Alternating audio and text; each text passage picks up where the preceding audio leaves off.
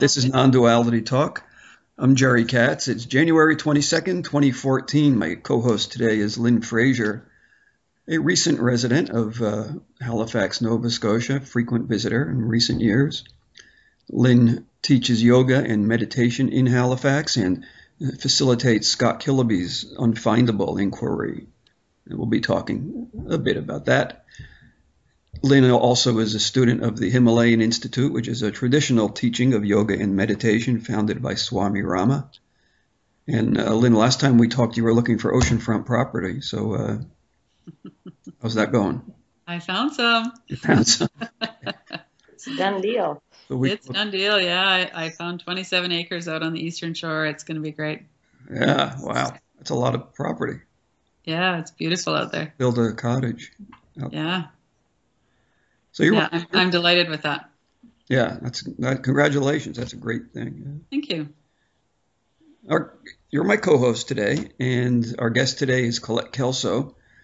And Colette, I figure I'll do a Facebook introduction, which would be like, the bad intro, the fake intro, based on what but you know Colette, so you can give the real one. I'll give the fake interviewer one. And, so got to include the fake in this. What? Yeah, right. I got to include it. Yeah. So Colette, you're on the line with us from Denver, Colorado, and you at least were a facilitator of Scott Kiloby's Living Inquiries. And from your Facebook site, I see you have a Master of Fine Art in Creative Writing. Yes. I can spend the interview talking. That interests me. That's kind of cool. I mean, if you were going to college, if I were going to college, that's what I want to major in right now. Yeah. Creative writing. I don't know why. Talk about Bennington. We can talk about writing, whatever you want. Lynn, do you have any gaps to fill in on that introduction? Well, I've known Colette for a couple of years, and first was introduced to her through Scott Kiloby's Living Inquiries work, and have continued to have a relationship with her. And one of the things that I appreciate a lot about Colette is the way she brings her presence to our sessions together.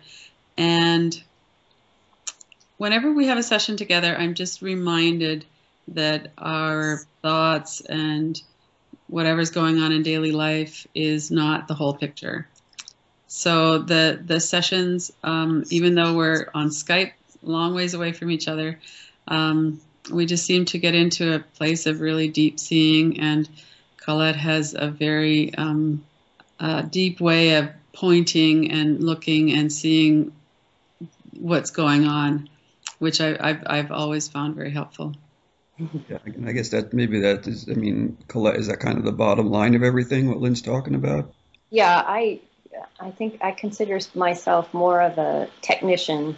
It's not about teaching or teachers. It's just, like I wrote about it once, it's like the piano teacher that taps you on the back or taps you on the face. And we asked you to read that later, so don't tell us too much. Oh, you are going to ask me to read that? I'm going to have I don't like that. sure my iPad didn't get ruined in the tea. The thing I would say about that is what's there, quote unquote, with Lynn,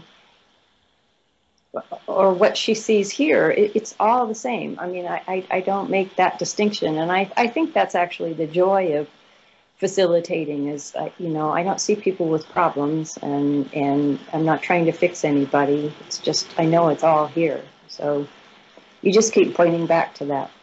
That's one way of saying it. As opposed to, I know something that you do not. Perhaps that's why it works or doesn't work or whatever. So other than that, it's kind of hard to comment on somebody saying, oh, Colette does this really well, or I think I'm just a cheerleader for what's here more than anything else. I get pretty enthusiastic about it. We do a lot of group calls, and I love group calls because it just makes the lack of separation so much more apparent. It's not one person coming with a problem, because if you realize that the self and the problem are synonymous, and then to me, from there, it's just, I call it sparks and embers. That's all that's there is what's here, that presence, rather than Colette or anybody else, anybody on the call. I know that's always an issue in groups. There's always people who claim to know something or, want to dominate the conversation. And I just love group calls because there it is, and it's everybody's, and even that is saying too much.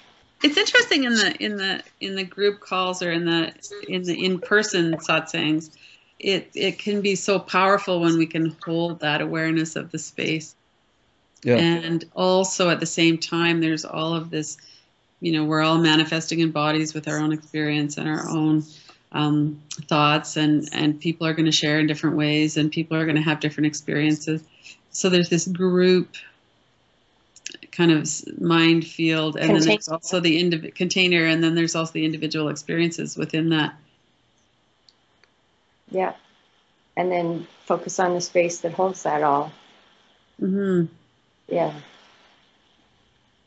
What have you found in the group calls that's helped people to maintain that awareness of the space, the container? Do you mean during the call or after the call, or? Yeah, just in your experience with the group calls. Just point straight to it. Are you aware right now? Is anything separate from the awareness of this, the knowing of it? And of course, one of the questions is just get curious. What is this?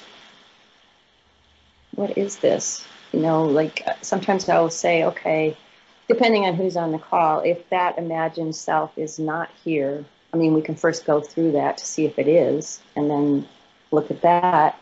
But if it's not here, what is? And here it is. I guess that's what I do. Here it is. Yeah. What is here? Get curious about that. Because I've found that the more time spent, this is just from personal experience, but the more time spent being curious about the space or the container as opposed to the contents, or the seeing as opposed to the seen, it's just like water rubbing away over time, although it's not really over time. Self, capital S, it's self, capital S, nurturing, and self, small s, effacing at the same time, if that makes sense. Just like the sun, the cloud, the sun is always there, even when it goes down. So it's really simple, just the awareness that is here. And sometimes, you've been in on this, Lynn. Sometimes I encourage people to say, what is this like? And that could be a misdirect, because in a sense, this has no distinguishing characteristics. But yet those are all pointers, like, wow, it's kind of alive, alert. And, one thing I say, it's really big, isn't it?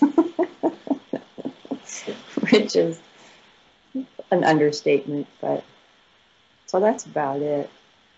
That's not all. It depends on the person, the time, the place, the situation, the weather. Yeah, vastness is often a word you hear used. And that's the other benefit of it, because we tend to, we'll read a Rumi poem or Hafiz or something and hear those words, but then you really start to see what it means. And you also see that just that word is not enough. Like I can understand why people use the word field of awareness, or container and contents and that sort of thing. So then the experience is there, rather than just resonating with a teaching or a poem or something, and nothing really needs to be said beyond that. When you say the teaching is there, just elaborate on that a little. In other words, a teacher or a poem might point to this, but in the group calls, well, in individual sessions as well, the experience is there. There's no further need to understand, or it's like you said the word vastness. All of a sudden you get a glimpse of what that is, rather than just using the term vastness or field or container and contents. The teaching is the experience itself, not the words. The words can resonate, but the experience is like, oh, that's what that means. So it's accurate to say, is it accurate to say that experience itself isn't, other than the teaching? It's just not secondhand. It wasn't read somewhere or heard somewhere. It's just, oh. Okay, well, what is the teaching? The experience itself. Okay. Beyond words. I think that I like to use the phrase, the peace that passeth all understanding. It's really when the mind stops and doesn't try and call it anything, not even non-duality. But that's not to say that we're silent all the time. It's just that there are those moments when the teaching is just the experience itself without any conceptual overlay. It's not secondhand. In the group, we talked about groups. So this can be communicated, it seems. I think we all have this experience. Or maybe we're having it now. The group itself can communicate that. Yeah. That this experience is, the teaching. And it dismantles or deconstructs the whole idea that it's coming from someone. It's simply here. And not owned by or attributed to anyone in particular. And that's the joy of it. I mean, there can be 6, 7 people on the call, and it just starts pinging. People start saying something, and it's all a part of the whole thing. I don't want to get too nebulous here, but yeah, it's like, okay, so you envision a circle of people, but it's what's going on is just like right up here. I mean, not really, but not related to any one person, but the space in which it's all happening. Well, the nebulous, I just did some interview on UFOs, and it's occurred to me that UFOs are really a relationship with UFO phenomena might be more real than with a cup sitting in front of you, because you think you know what the cup is. Yeah. But the UFO, you admit, you don't know. For most cases, you have to kind of stay in the unknown, in the not knowing. Oh, yeah, exactly. I had the same experience. I was watching something. It was a documentary or something, and they were discussing, I think it was ayahuasca. It could have been hallucinogens in general, but they said something. There was some words like, so how do you distinguish that from an hallucination? So all of a sudden, a distinction was made. But when you do this work enough and you see images in your head and realize that they're not real, I mean, to me, it was like, that set me off on what is vision itself. Because we've all had, whether it's a dream or an actual hallucination, the quality of it is that it's real. That's what, otherwise you wouldn't even talk about it. So I hope that makes sense. I'm just relating to what you said in general. But I mean, they just said, is that a hallucination or is it real? And then that just sent me off the path down. Well, what the hell is vision? Because I'll work with some, yeah. Well, I was just going to say, and she'll tell a story, and I don't know, you can see this now, whether it's happening now, and like she was talking about her beachfront property, and just become aware that I have images too. I'm not saying they're reliable, but they're just always there. So it's just funny how images are just constantly being generated. And yes, what is real and what is not real? I mean, UFOs are in there just as much as anything else. So that's part of how we build this sense of manifest reality, is through these images and memories, and we put them on a timeline, and it starts to feel like that's a life, that's me, that's my experience. Yes, but they're all just presently occurring images, and random as hell. That's another thing to see when doing this work is, I can be sitting with somebody and I'll see, I'm making this up now, but like the Seattle Space Needle, the bike I got when I was 7, last night's dinner. It's so random, yet we somehow construct a whole timeline out of this and say, this is me. How does it look when you look? I mean, I think we all know what it's like when we look back to when we were, our 20s or 20 or something like that. But sure. Was your pursuit then of creative writing part of any kind of spiritual pursuit? I think it's all part of the whole thing. Yes, of course. I mean, I could tell a story about the writing. I'd been in Taos, New Mexico, and I was holed up in this hotel, and the whole point was I was going to be writing, and I've done this before.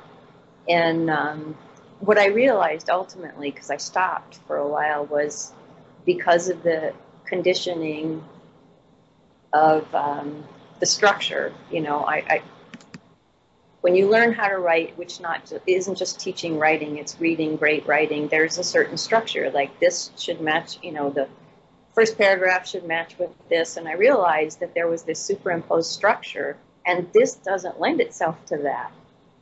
So to go back to writing, I literally had to get rid of that whole thing. And I mean, when you think of some of the really great books you've read, like Nisargadatta books or John Wheeler, they are just all Q&A, and a lot of other books, they're just one paragraph after another. And so I realized I had to just do away with that, the superimposition of a structure on what I was writing.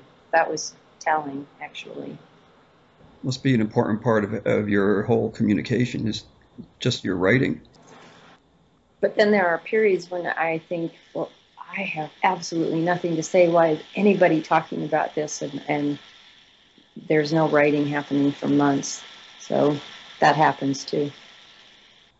You know, sometimes people question, you know, what they're doing, why they're doing it, or, you know, what am I doing? Or...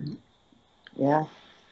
While I was gone, like for a period of like 5 or 6 months, I don't remember how long it was, but I wrote several things that I was going to post or include in this book or whatever, and I just stopped and thought, these are just points of view.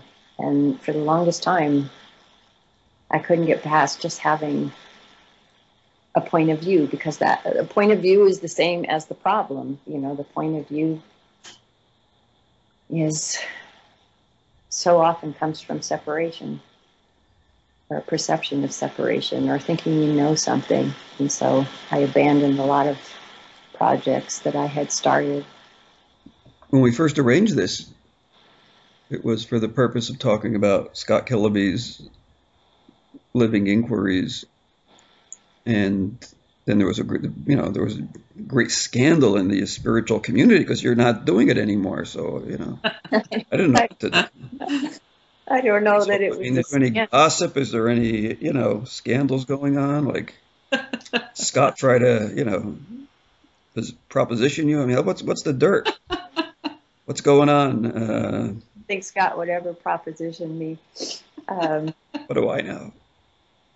No, I wasn't really sticking to the inquiry format for a very long time, even while I was there. And most of the people that were coming to do sessions with me knew that. And so, and then I was involved in training. I'd been involved in training more than once, and I realized this is, you know, I'm not doing any of this, but during training, there's this emphasis on don't do this, don't ever do this, and don't do that. And of course, I wasn't sticking to any, I mean, I wasn't trying to be rebellious. It just, different things would come up. So I just decided to go off and do my own thing is probably the shortest answer to that. And even that, I don't know what my own thing is, but that, you know, very specific questions are asked in the various inquiries, and it would just felt freer to be able to ask whatever question came up or point to whatever was there rather than sticking to a specific formula. Yep. And I'm sure that some facilitators do that as well. Yeah, maybe I don't know. But by the way, I just want to say, I'll ask Lynn that in a second, but I just want to say that I know Scott's reputation is you know, impeccable, and I was only teasing when I said was there a scandal or something, but no, I hope everyone picked up on that. But Lynn, how would you respond to that? Because you're a facilitator of Scott's work. I agree with Colette's assessment that she was developing something that was a bit outside the scope of what Scott was offering. There's no, I don't feel like one is better than the other, or, you know, that there's a problem with that. It's just the way that Colette was going. And, and when she realized that, she just went off on her own and did her own thing. I don't think there was any hard feelings on anybody's side about it. And as you say, Scott has an impeccable reputation, and he's a wonderful guy. And yeah, there aren't any problems there. I don't think anybody who was working with Colette or with Scott was feeling like there was a big problem with it. It was just the way it was going, and that's fine too. Yeah. Yeah. Yeah, that sounds good. Yeah, things have to evolve. Well, and you know, Scott is in a position of developing an organization and coming with some systematizing of his method, of his inquiry method, so that it can be taught to other people to facilitate. And that is it's a really interesting time for an organization to be starting to develop around a teacher. And I've seen it happen a lot of different times of, you know, there's what Scott's doing, and then there's all of the people around him now that are developing the training, and I so appreciate the training and to be able to be part of that, because what his methods are about aren't static either. But then now there's this organization where they have to, you know, these skills and techniques and the way of doing things have to be kind of disseminated down so that other people can do them as well, or not down exactly, but. So it's an interesting time for Scott and all the other people that are working on that as well. And, you know, what he's offering is very valuable, especially as he moves now more strongly into the field of addiction and helping people with that as well. It's an interesting time. Yeah. Colette, did you work much with people with addictions other than that, you know, other than the addiction to self, so to speak? I mean, like any drug addictions and so on? I did. As a matter of fact, Scott and I started working on that together, and that's what the CI, the compulsion inquiry, came out of, is the work that we did together. And I think, like, I never wanted to look at people as if there was something wrong. I mean, as if there was something that needed to be fixed. And I don't know that that's a difference between us, but I was seeing people saying, oh, I forgot to look or something. And so then it just shifted to, I'm doing this wrong. And so I just more like to point to, does this imagined self exist? And the way that I do that somewhat specifically is to actually watch the mind and how we enter into it and enter, you know, into believing it and believing there's somebody there, to watch the actual mental mechanics of that self, and then to say, well, what is here? Because to me, that's the most important thing. And like I said, to me, that's the most important thing, whatever that means. It's like, you know, you can see that there's nobody here, and there's the experience, and it can even happen over and over again. But as far as I'm concerned, if there's not enough understanding of, I don't like these words, but who you really are or what is really here, then that identity just keeps slipping back in. I was less interested in working with addictions, and Scott is interested in working with addictions. So that's what he's doing, and this is what is happening here, so to speak.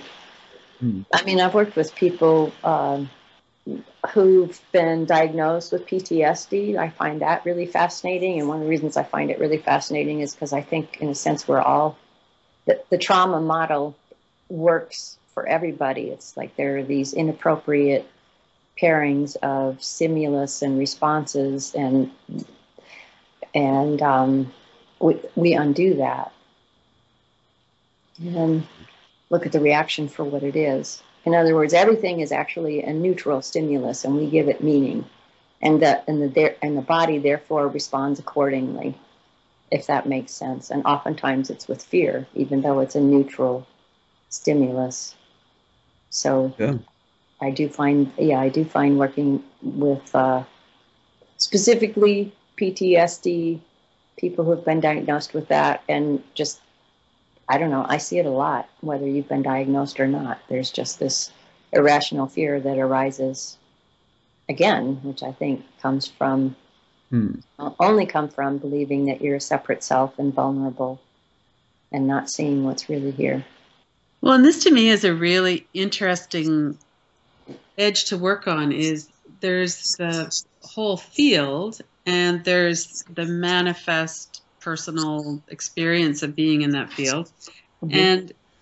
And to be, working with our experience and seeing how the thoughts form, seeing through the thought stream, seeing how that all collects to make it seem like a person. And then, but not getting lost in those stories, not being identified with the story, not being identified with the experience that we're having. And one of the really interesting things for me is when it comes down to the body is that, when Scott talks about the Velcro effect of the thoughts, the words, the images, the sensations, that they make up this identity that we start to believe in. And the work that Colette is doing is the same, looking at what's coming up, but with this broader perspective of where is this coming from? What is this that we're looking at? What is this experience that we're having? And so not to deny the manifest actual experience that we're having in this world, in this body, but to just work with that and look at, well, what is that exactly? That's you can really start to open it up and not be so caught up in the story and, what's happening right now to me is because of this and this and this and this, but at the same time not denying it either. Mm-hmm.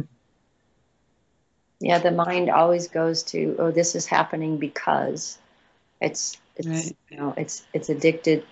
There's just as much as a propensity for trying to understand. I mean, as in default propensity, as there is for drama, for uniqueness, specialness. It's just a habit. Well, and with post-traumatic stress disorder, one of the things that's happening is the brain has a habit of reacting in a kind of a trigger-like way to whatever's happening. So there's this overreaction, perhaps, that's actually happening in the brain of the person with PTSD, but then that's not all that's happening. So we can look at that from a wider lens as well, and not just get caught up in the contents of it.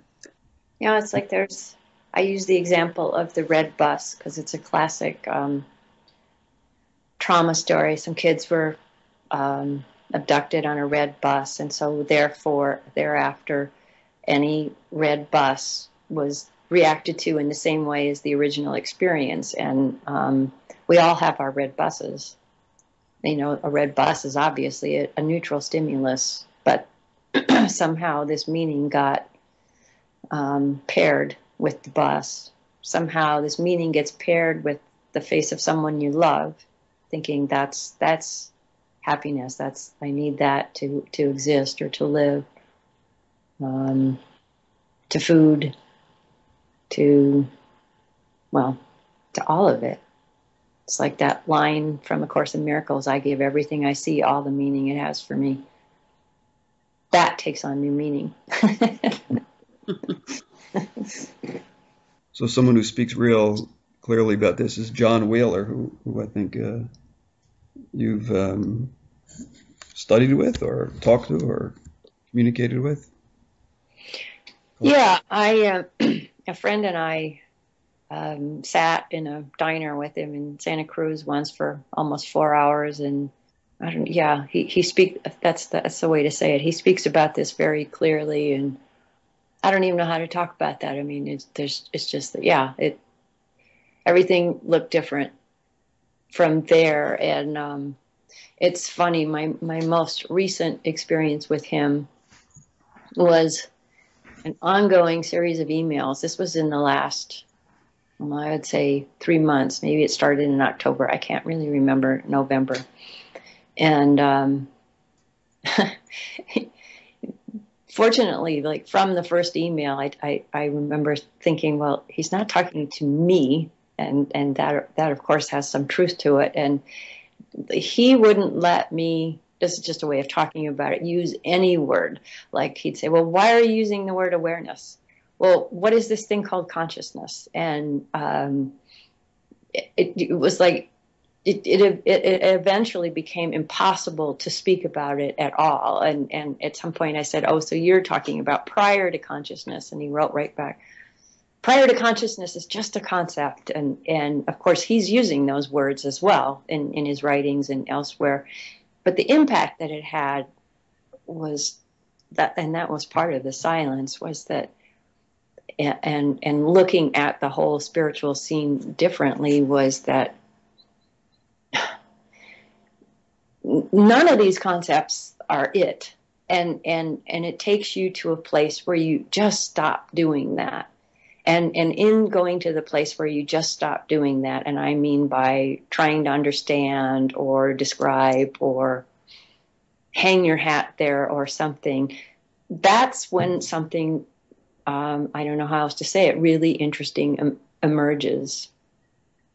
So I know when I first talked about that, I said that it made me look at the spiritual scene completely differently. And then I went back and looked at that, and I realized that that was a point of view as well, because that's just what's happening as well. But I mean, just seeing everything as a concept and not being able to hang your hat anywhere was a very valuable teaching.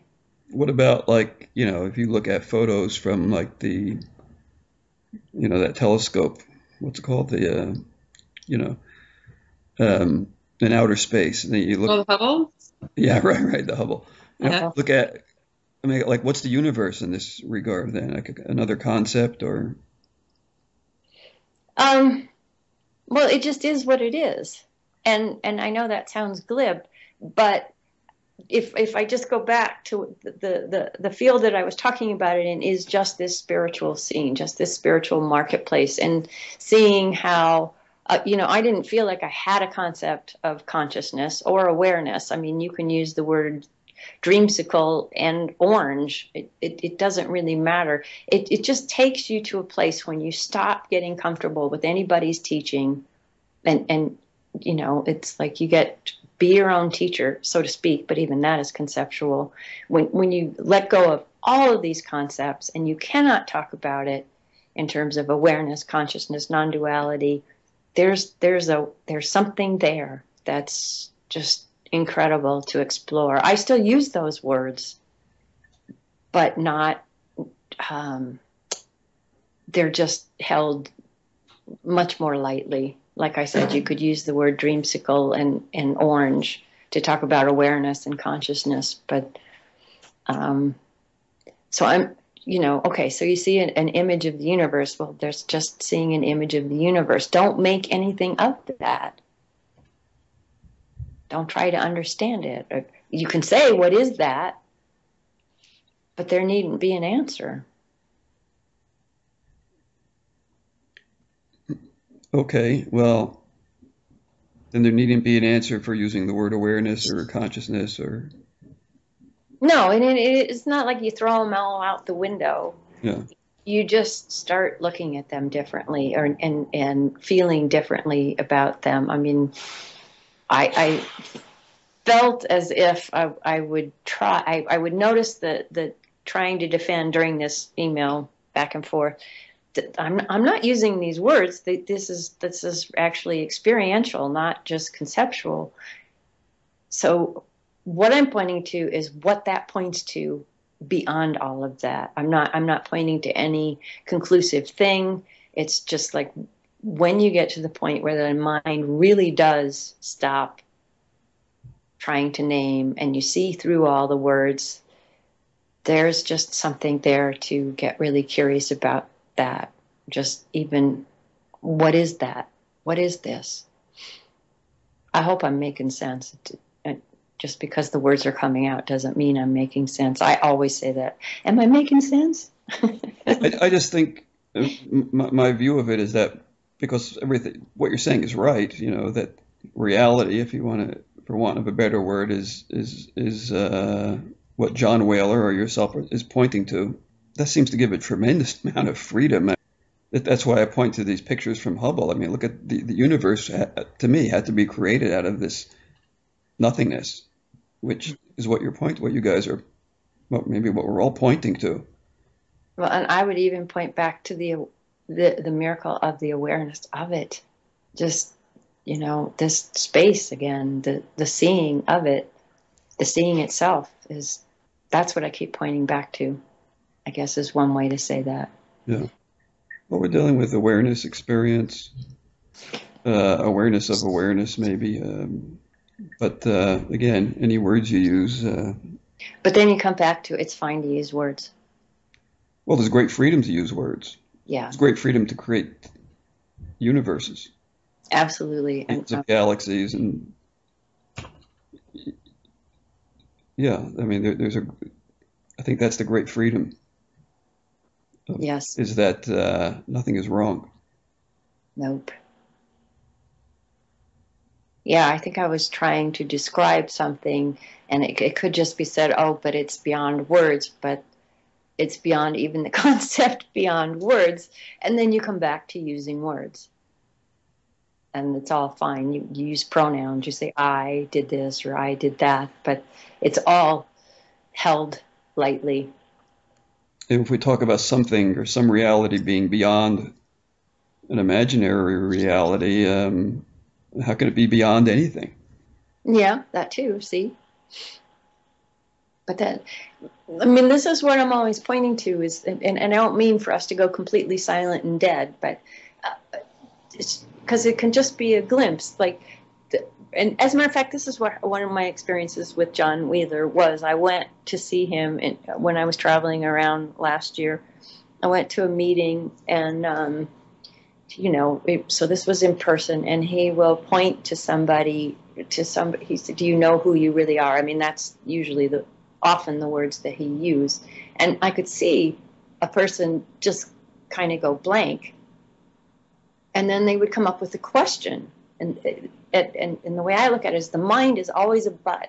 When there's a but coming in, then you're going back to the question is more important than what is seen right here, but can't really be articulated or understood. So I remember at that point getting really excited, like that this is the kind of work that I do, like just as a technician, to say, okay, so now you're going back into thought. Can you watch that too? And you do it over and over again, and it becomes more of a habit than being in thought, is to see, oh, now I'm thinking again.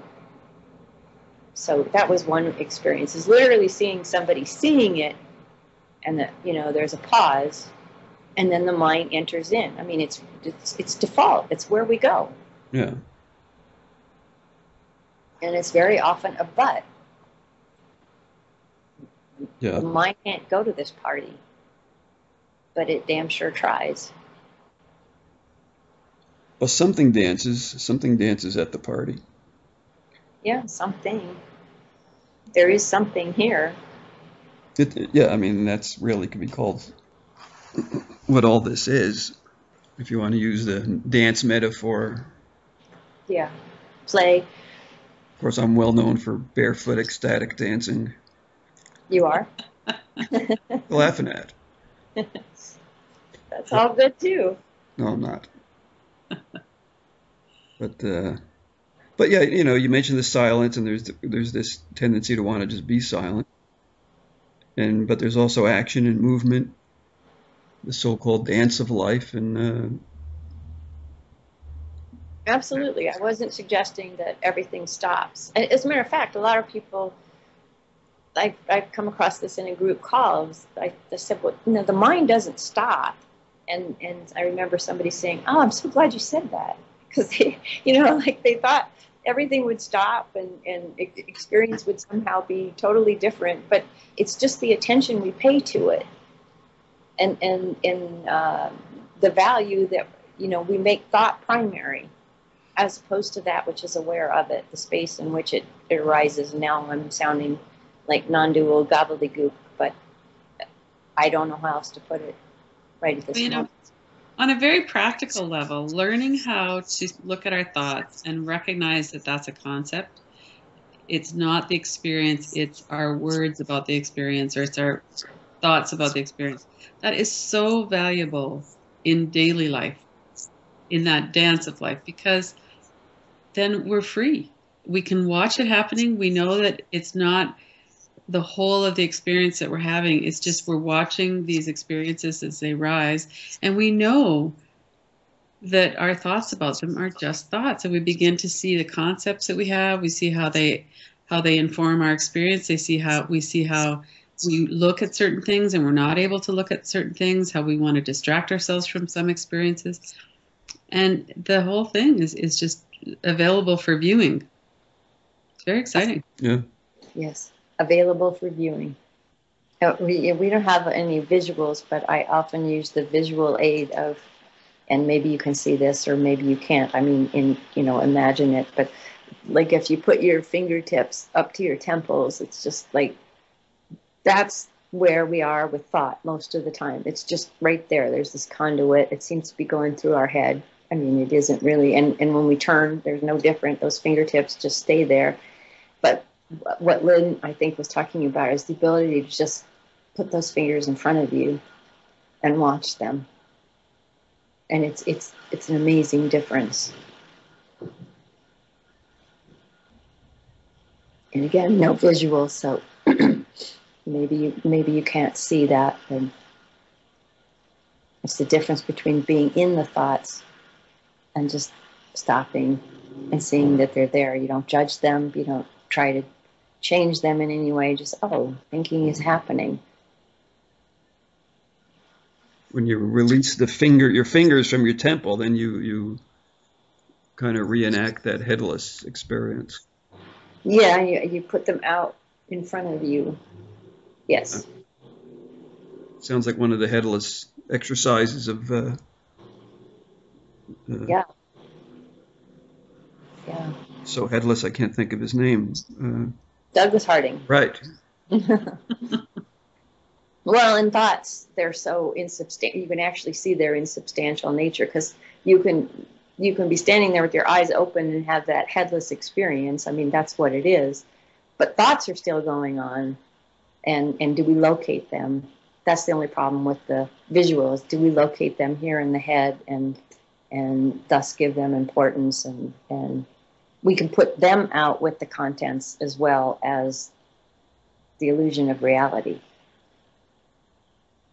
as something to be, what did Lynn say? Available to be observed. Available for viewing. Available for viewing, exactly. Yeah. And a lot of people say there's no method to see. What we're talking about, I guess, is seeing. Some people say there's no method to that, but if you look at their words or their writings or their speaking, if there's a method, there is some kind of shift, and there is some kind of method. It's a shift in attention of some kind.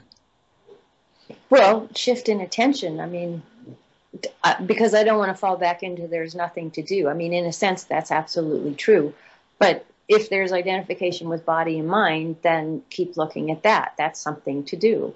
And then when there isn't, or gosh, I just don't even know how to talk about what that is. But then there's a perception of, I never did anything. I was never here.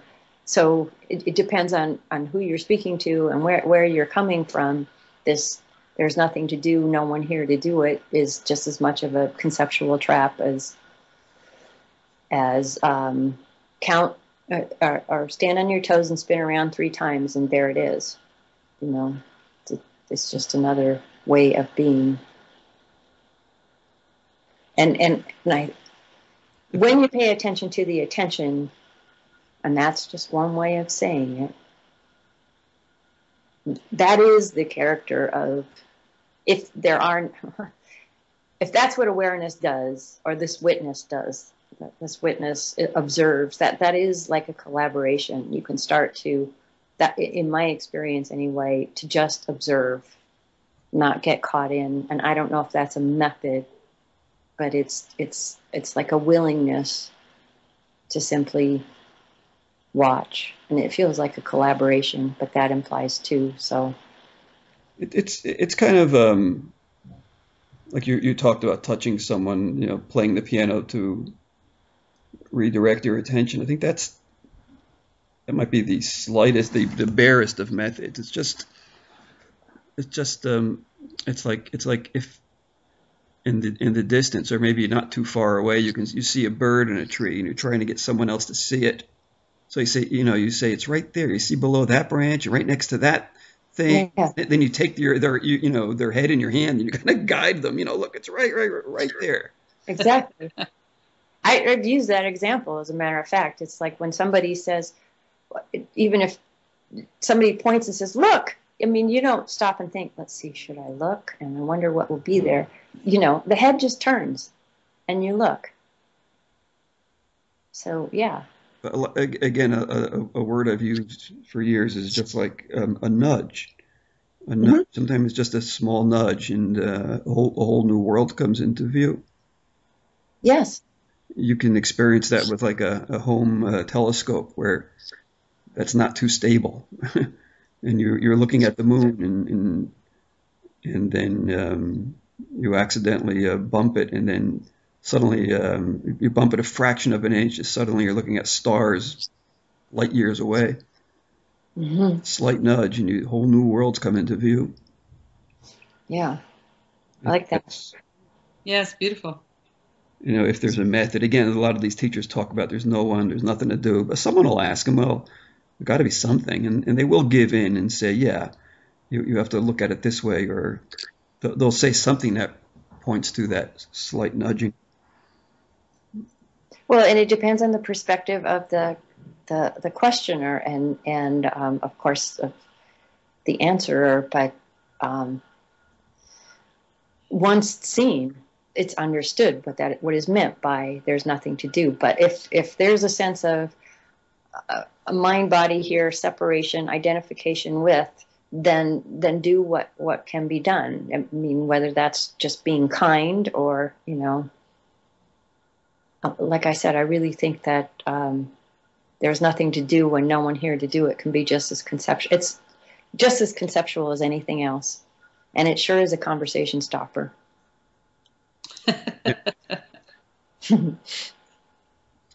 Yeah, well, it would be hard to have a radio talk show when there was nothing going on.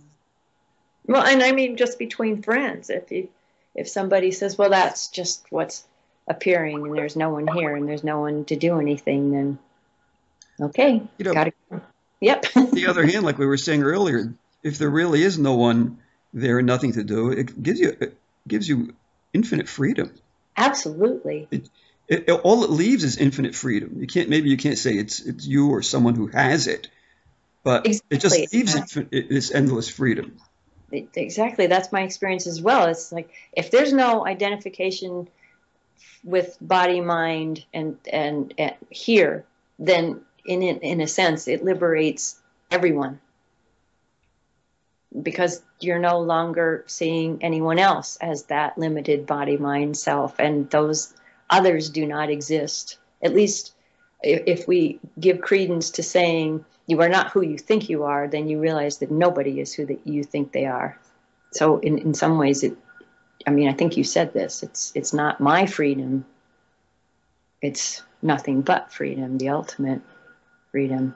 Although I don't like the word ultimate, but is that what you meant? Yeah, no, that's what I meant. Yeah, there's nothing.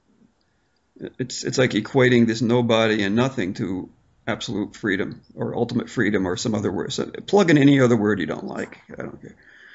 Mm-hmm. Yeah, I know what you. Yeah. We are in agreement about that. That's for sure. And that's what I mean by that. It's here. You keep pointing when we keep pointing to that. Whether it's me doing it or Jerry doing it or Lynn doing it or John Wheeler doing it, that's seen. It's just here. And that is, if we could give words to describe it, that's the nature of it. It is freeing. Yeah. Step out of the box, which is the size of a coffin. Yeah, I think people listening to this can pick up on what's being said here, I hope. Yeah, me too.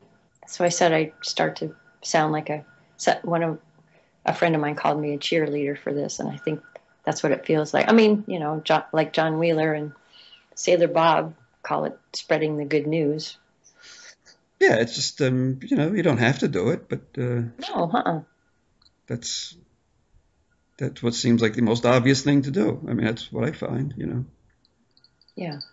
I don't even want to do it. I mean, not that I don't want to do it. I sometimes wonder, you know, what am I doing in this racket, you know? Yeah, me too. It doesn't feel like me, really. I'd rather be out smoking cigars and, well, I mean, I guess I would if I really. This doesn't preclude that, though. Right. Smoking cigars or. Well, it's just talking about what you do with your time. I think there was a quote, and I don't remember this very well, so I hope I don't. I think it came from Rupert Spira, and he was speaking of Francis Lucille, and maybe the talk was about reincarnation. And I mean, I'm remembering it the best that I can. As someone asked Francis if he would want to be reborn already enlightened or something like that, and he said, "Oh yes, but without the compulsion to speak of it all the time." Yeah. I think that's a great one.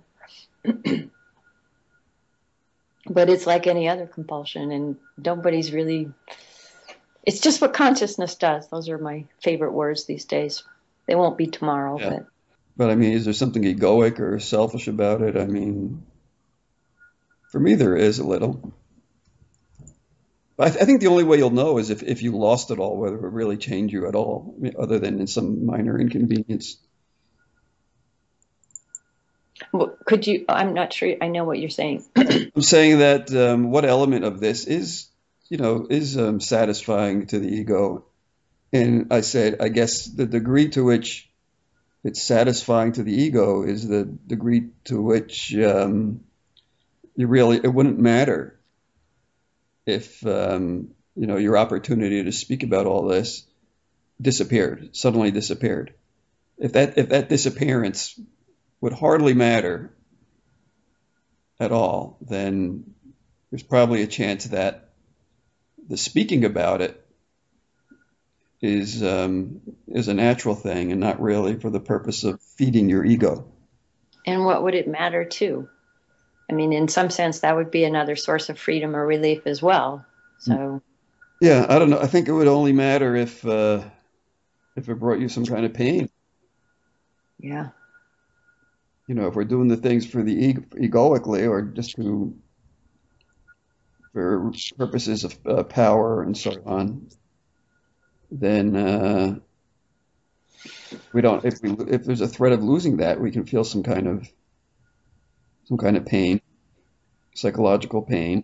On the other hand, if we lost what we're doing, you know, we might feel happier, really. Yeah, you just don't know. I mean, I don't know what would be lost or what would be threatened or what would be impacted by not being able to talk about this. I mean, I do know that in most of day-to-day living, I don't. Yeah. Don't say anything about it at all. Just be. Well, and that's where the freedom comes in, is if we truly are okay with whatever comes up, however our lives unfold, we have no resistance to any of it, no attachment to any of it, that's complete freedom. Yeah. Yeah. I mean, if you compare it to, say, Christianity, who would I be, or what would life be like if I could not talk about Christ or Christian or scripture or whatever? See, to me, non-duality, I mean, I don't see any structure that can hold.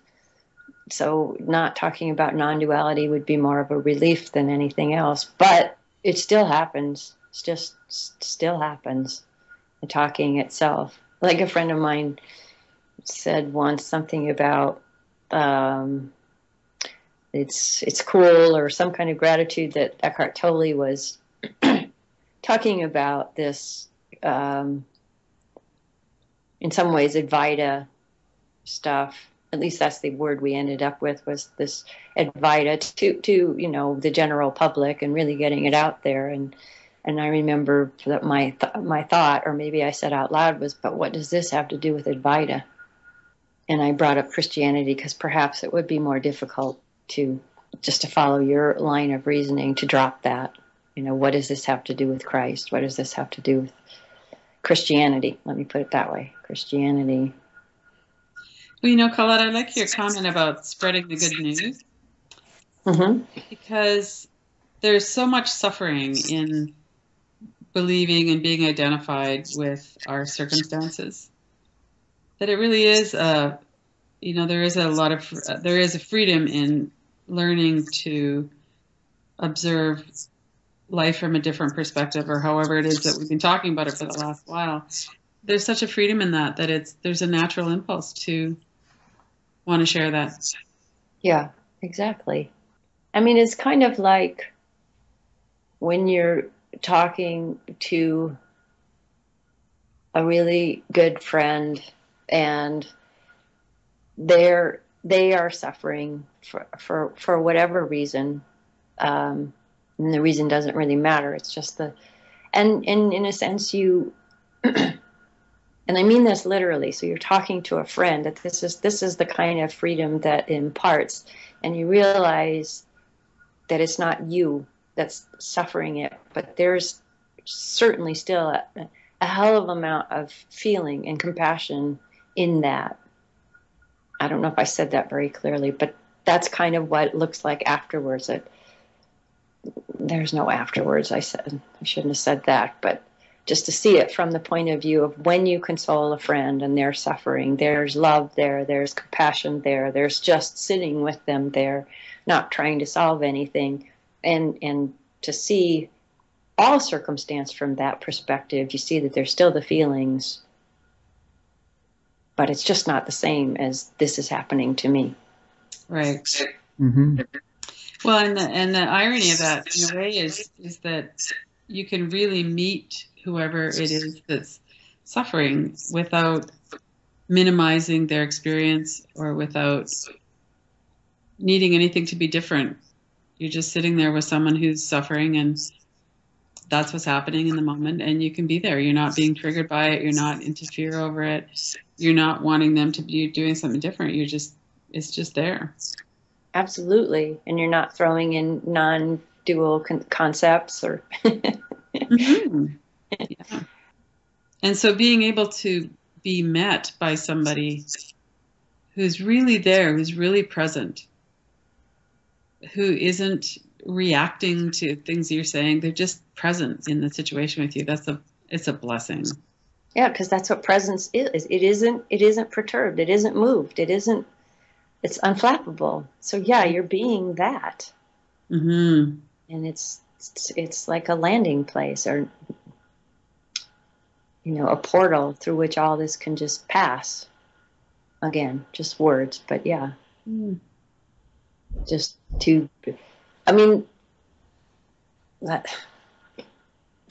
that's it in the end. Just be without any need to change, and being with someone who's suffering is, I think, a good example of that. That atmosphere of presence is in the whole field of non-dual psychotherapy is considered, according to my understanding, is considered to be like the healing element, is presence itself. Yeah. Mm-hmm. Well, it's like what soothes a baby? Just not having any concepts or any reason for their distress. It's just being held. No reasons are given, and if we are that awareness, okay, words again. If we are that awareness, consciousness, that makes sense. It's just, you don't reason with the baby or a child for that matter. You you know, they're held without reason, without, just with this infinite patience, I guess. Yeah, it brings up the question, what does it mean to heal? And so I think right away you see the connection between the word healing and whole, because you can feel it, like And hold. And hold. And hold, yeah. Ah, good, yeah. Yeah. Definitely. Yeah. Yeah, it's tremendously healing, and I think that's why people come to, go to groups, go to different groups where they can experience that. Yeah. Then, of course, some people might chase it. Yeah. It becomes another addiction, but. Yeah, and that's part of the spiritual scene that I was sort of shrinking away from. I mean, because people, this has been said 1,000 times before. People get so addicted to an experience, and it's really just relief of the me for a moment, and then they just want more and more experience like that. And it's not an experience. Experiences come and go, just like thoughts, just like consciousness, for that matter. I think the people that at least come to our group, I don't know how many come for that kind of rush.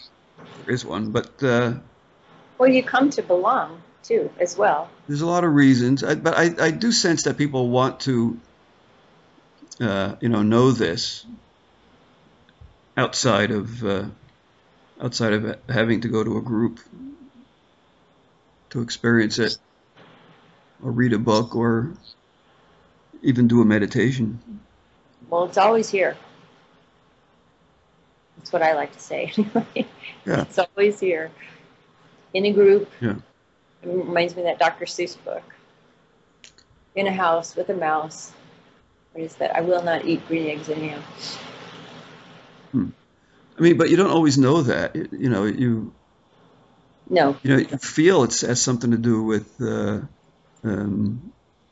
your mental state or something. See, that's where I go back to the inappropriate pairing trauma model, because we do the same for positive things as for negative things. In other words, every time I go to that group, I feel good. Therefore, the group must be the source of this feeling good. And that's all well and fine, and, keep going. But you can point to people that it's already here without your favorite positive, like the person who is the source of this, or the circumstance that is the source of this. It's none of that. It's here already. Kind of the opposite of going to church. And church will tell you, you're all here on Easter, you come on Christmas, but you got to come every week. And I think with these non-duality groups, it's like the opposite. It's like you don't really have to come here. It's not here. Yeah. And there's no split between the spiritual and the, cities, whether you talk about cities or samadhi or spiritual versus, there's no split. And we tend to split it off if we go someplace spiritual or do something spiritual to feel this way, as opposed to finding that that to me is the good news, that it's just right here. Experience itself, as I understand it, is awareness. Awareness is experience. So you don't really have to go anywhere. Maybe there's nowhere to go. Well, outside of this awareness, where would you go? What is separate from it? It's not an it, but the awareness itself. Yeah. And again, out of that can be great freedom to travel, to go places, to do things. Yeah, it sounds paradoxical. There's nowhere to go. But yet going happens. And maybe that's why you can go anywhere. You can do anything. Right. Because you're not seeking for anything at that point. Yeah. If it was said that there is a place to go, there is a place to be, there is a way to think, that stifles freedom. Yeah. But if you say there is no place, there is nothing to do, there's nothing left but freedom. Right. So that's what we're repeating, I guess. Yeah. So just look to see where would that place be separate from that awareness that's already here. I mean, I can tell you that I moved with my family. By that I mean my kids and ex-husband to Hawaii. That I thought it was the greatest place on the earth, and it is pretty beautiful. And we didn't last there very long. So No. and after driving all over the country for this whole year, every place is just a place. And then there's the space in the head that gives it all the meaning it has. So there's nowhere to go. So you were in Hawaii for what? You said for a year or something?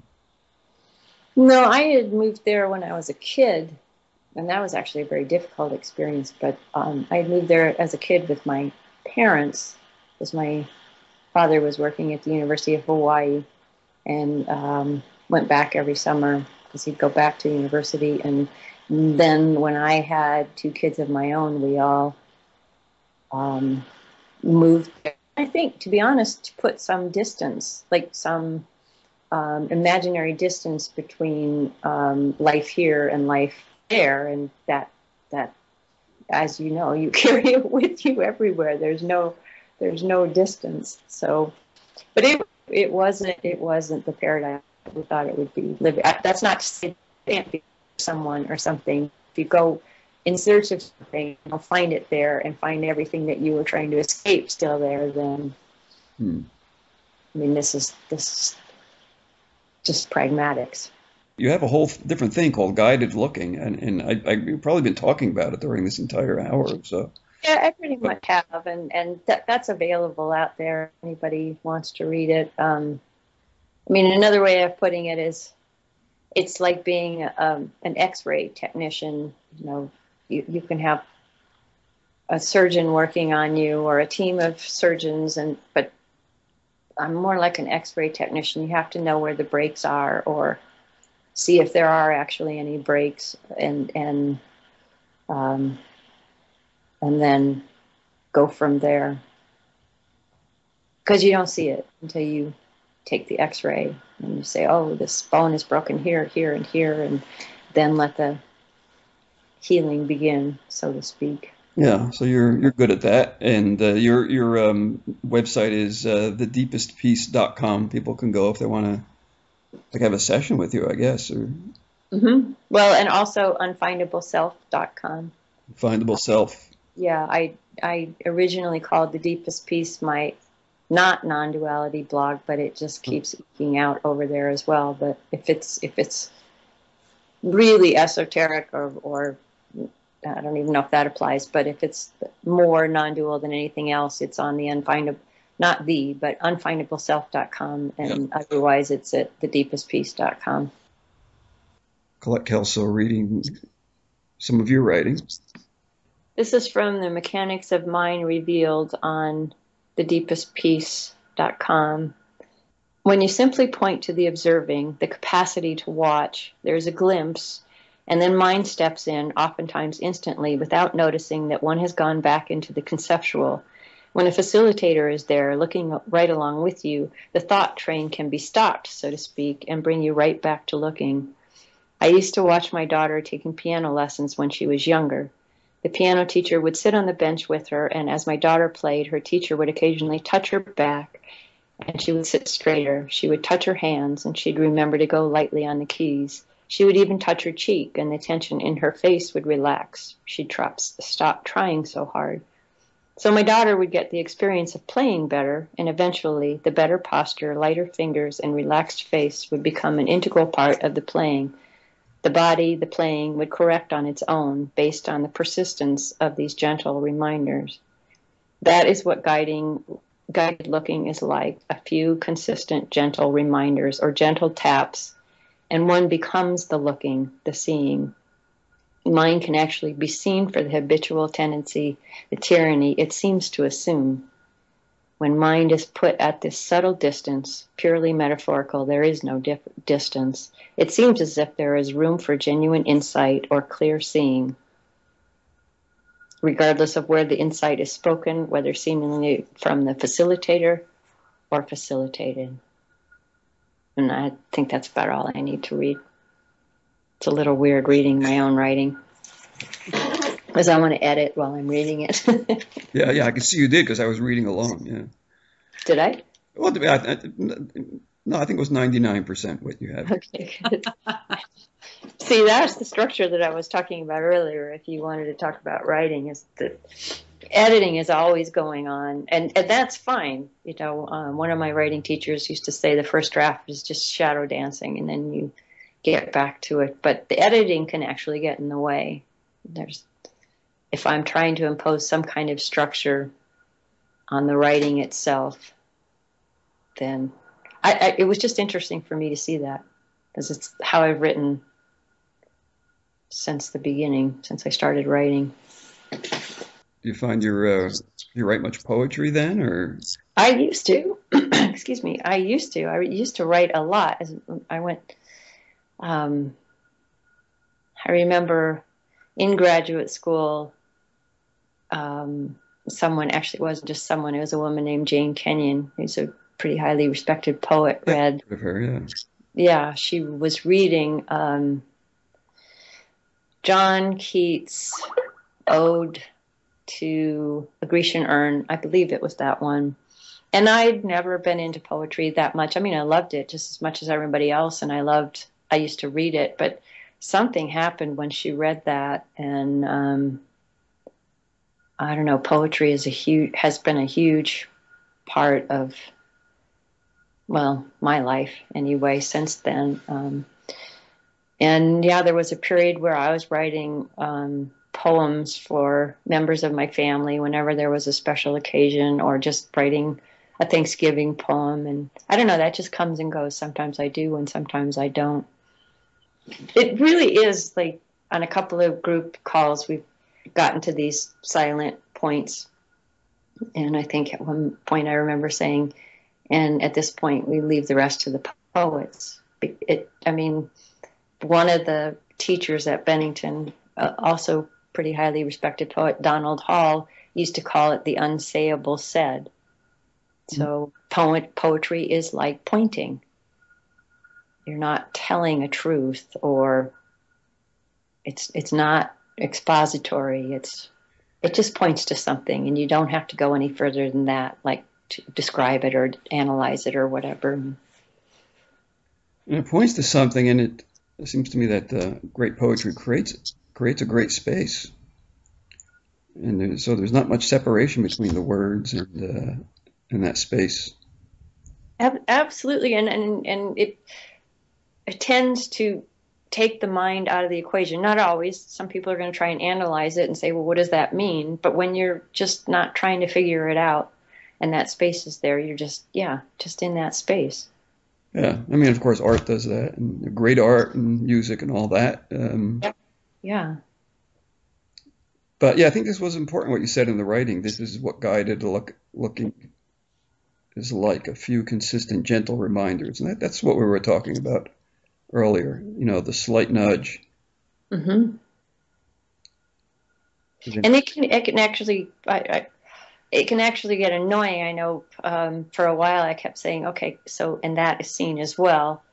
And so, because people get to the point where, if I've talked to somebody more than once, or it's a group call and somebody's done a lot of this work, they'll go, I know there's nobody there, I've looked, and I know this is just a thought, but, and then they're off into thought again. So you just have to keep on it, if that makes sense. Mm-hmm.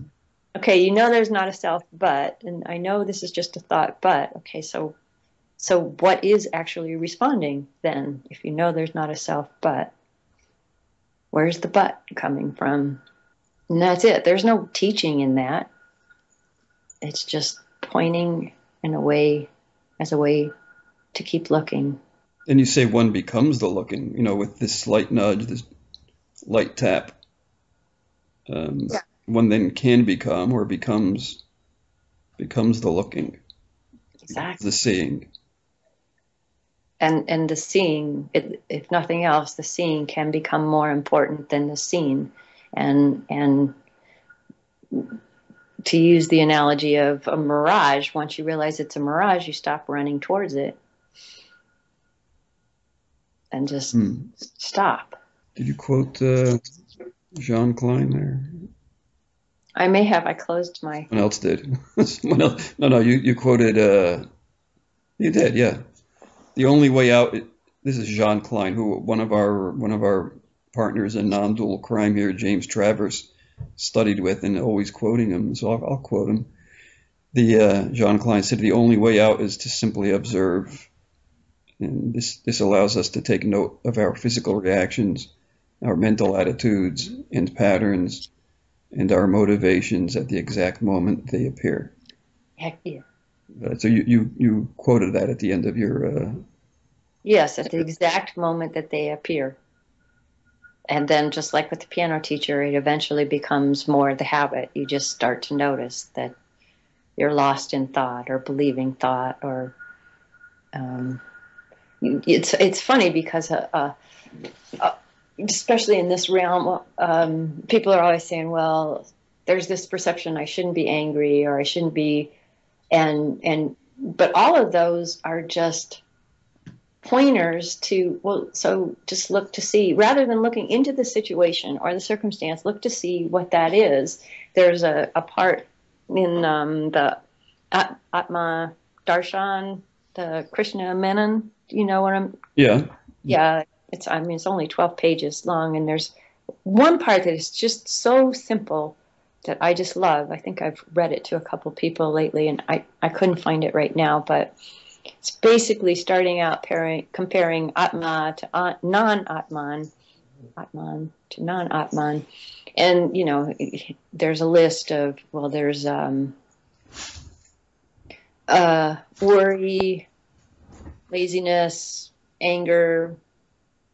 You know, we could all come up with our own list. Okay, and then saying, well, that's non-atma.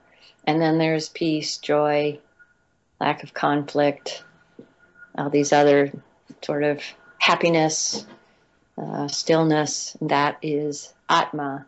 And so it's literally a matter. I mean, I know that sounds so simplistic, but so that's the play. There's either one thing going on or the other, and just neither one is actually preferable or the place that you have to be. It's just to see, well, if there's some kind of anger or depression or loneliness or whatever going on, then to see it for what it is. And it's just the play of consciousness doing what it does. Consciousness plays this role and goes into it. But like I said in another piece, these two things can be happening concurrently at the same time. Like, oh, there's an experience of frustration or experience of anger, or maybe you have a temper tantrum or something, and then it's seen. And in seen, it gets pulled back to this Atma. So you just watch the whole thing as a play. And guys, the tendency is, I should never be angry, and I'm not enlightened because I'm angry right now. I'm not enlightened.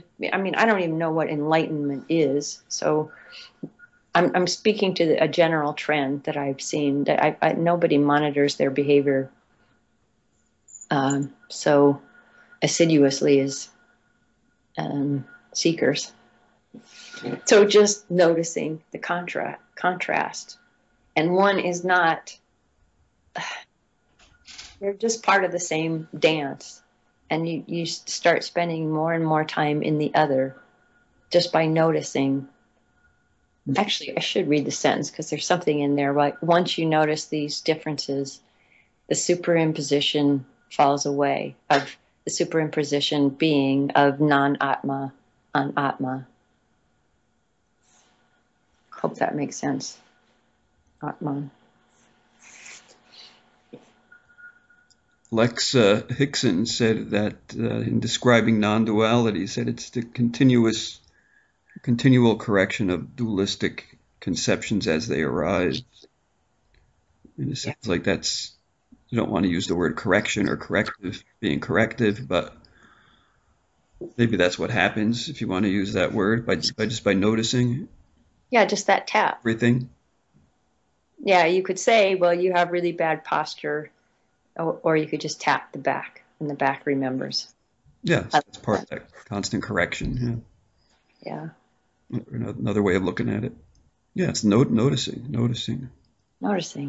So people can, Colette, if they want to talk to you again and have your X-ray vision applied, so then they, as we mentioned, they then can go to thedeepestpeace.com. Lynn, people who are, you facilitate the Scott Kiloby living in. Yes. And your website's nondualinquiry.com. You have anything else to say, Lynn? And then we'll see if Colette says anything. You have any profound questions? Profound thoughts.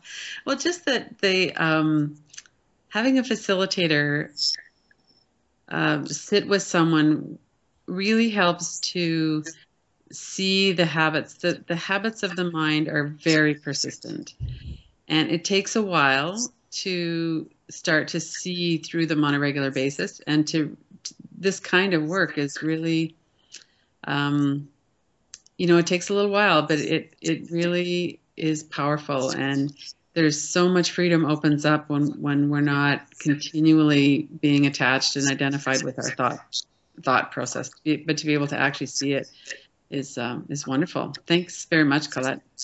Yeah, thank you. I would just echo basically what Lynn said. Experience it firsthand rather than reading about it in a book or presuming that a teacher has it, or just firsthand. It's the best kind of information. Yeah, it can be seen right here, right now, as what is. Exactly. Yeah. So Colette Kelso, thank you very much, Colette, and Lynn Fraser, thank you. Thank you, Jerry. And thank you, Jerry. Both of you. Great to meet you, Jerry. Bye. Good to meet you. Okay, bye for now. See ya. Bye. Okay, Lynn, see ya. Yeah, you bet, Jerry. That was great. Glad we did that. That was wonderful. Yeah, I really enjoyed it.